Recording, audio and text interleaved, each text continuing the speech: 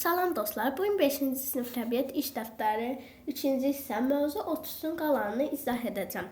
İş vərəqi 3. İşıq şüasının güzgülərdən əks olunması. Səhifə 32 və 33. Birinci tapşırıq. Aşağıdakı şəkillərdə Nicat işıq şüalarının güzgüdən necə əks olunduğunu şəkil çəkərək izah etməyə çalışıb. Birinci sual. Hansı iki şəkil yanlışdır? Cavabınızla birgə səbəbini qeyd edin. Birinci şəklə baxırıq. Burada görürük ki, işığın düşmə və qayıtma bucaqları bir-birinə bərabər deyil. Gəl onlar bərabər olsun ki, yəni şəkil düzgün olsun, işıq düzgün düşsün. Birinci şəkildə görürük ki, düşmə bucağı daha böyük verilib, qayıtma bucağı isə düşmə bucağına nisbətən daha kiçik verilib. İkinci şəkildə isə bərabər verilmişdir düşmə bucağı və qayıtma bucağı. Yenə üçüncü şəkildə də bərabər verilibdir. 4-də də düzgün verilib. 5-də də baxırıq, düşmə və qayıtma bucağı bir-birinə bərabərdir. 6-da isə görürük ki, düşmə bucağı qayıtma bucağına nisbətən daha kiçikdir. Ona görə də 1 və 6-cı şəkillər yanlışdır, izahını da verdim. Nəyə görə yanlışdılar? Hansı şəkildə periskopun işləmə prinsipi göstərilib? Burada ikinci şəkildə göstərilmişdir.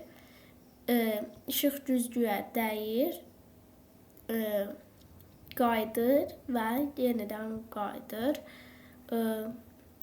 Daha sonra transporterdən istifadə edərək üçüncü təsvirdəki düşən və qayıdan bucaqları ölçüb diaqramda qeyd edin. Burada siz dəqiq ölçün. Mən təxmini olaraq fikirləşirəm ki, bunun hər iki bucağı da, düşmə bucağı da, qayıtma bucağı da 45 dərəcəyə bərabərdir. Qayıdan şüanın yolunun doğru təsviri olunmadığı iki şəkli aşağıdakı boşluqlarda yenidən düzgün qaydada çəkin. Deməli, birinci şəkildə düşmə bucağına uyğun qayıtma bucağını da çəkməliyik. Təqribi düşmə bucağı belə təsvir olunub. Ona görə də gərək qayıtma bucağı da ona bərabər olsun və belə olur. İkinci şəkildə də yenə düşmə bucağı qayıtma bucağına bərabər olmalıdır. Burada belə təsvir edibsə, qayıtma bucağı da belə olmalıdır. Səhifə 33, tapşırıq 2. Verilən şəkillərdə güzgünü hara yerləşdirmək daha məqsədə uyğundur? Güzgüləri yerləşdirin və cavablarınızı işıq şüaları çəkərək əsaslandırın.